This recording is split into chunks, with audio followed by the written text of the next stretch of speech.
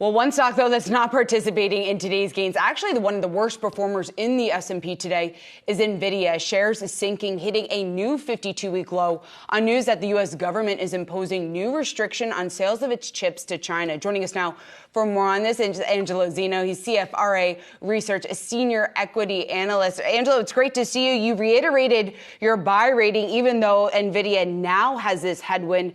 Give us your reaction to this and why you aren't too concerned.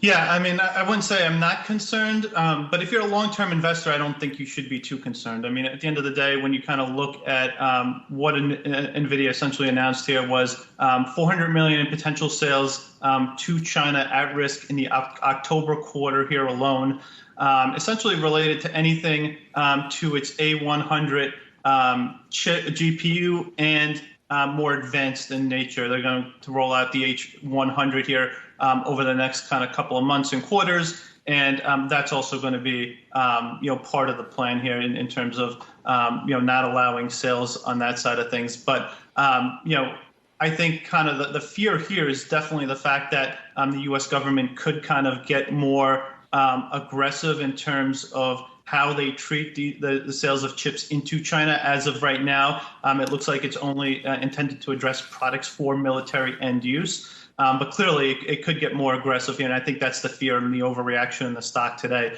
But that being said, I mean, long-term investors out there should remain pretty optimistic here, given the way you kind of want to look at Nvidia and just any type of chip stock as they kind of come down in a cyclical downturn, is you want to invest the ones that are going to kind of see the greatest addressable market expansion on the way back. And we think Nvidia is that type of name.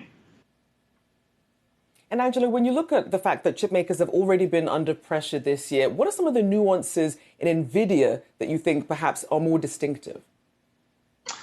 Yeah, I mean, listen, when you kind of look at the downturn that we're experiencing this year, it is absolutely a consumer-led industry downturn. So companies that are more exposed to the consumer side of things, right, the PCs, the smartphones of the world, obviously on the gaming side of things, specifically for Nvidia, those are the companies that are being pressured and hurt the most in this type of market. On Nvidia's side of things, we actually think what you've seen here in this downturn has actually helped to de-risk the story a bit in terms of the kind of the gaming hit. So, in the most recent downturn, gaming was only about 30% of their revenue.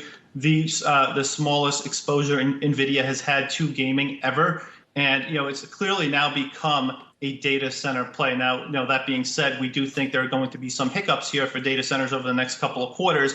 But nonetheless, long term, data centers is where you want to be exposed to. And we do think gaming finds a bottom here over the next quarter or two. Another reason to be a little bit more optimistic on Nvidia on this pullback. Angelo, this isn't the first time we've seen the U.S. government ban chips. That we have certainly seen them do that in the past. Do you think more bans are ahead? And what does that potentially look like for some of those other leading chip designers?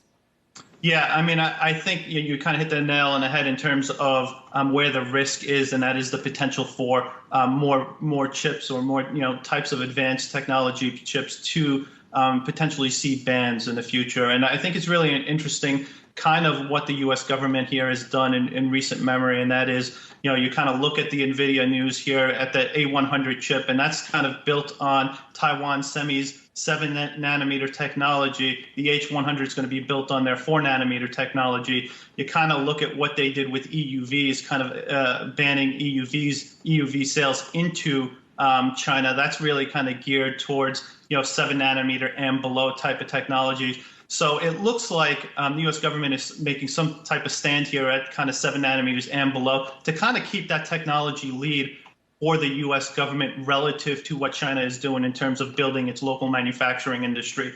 So I think, there could potentially be more risk or kind of more announcements like this in the future. We would kind of be looking at names like a Qualcomm or a Marvell, which could potentially be at risk, and AMD, which clearly came out last night and made their comment, even though they don't expect it to be material to their business. But at the end of the day, those are kind of some of the advanced technology companies that could potentially be at risk, given they are some of the leaders out there.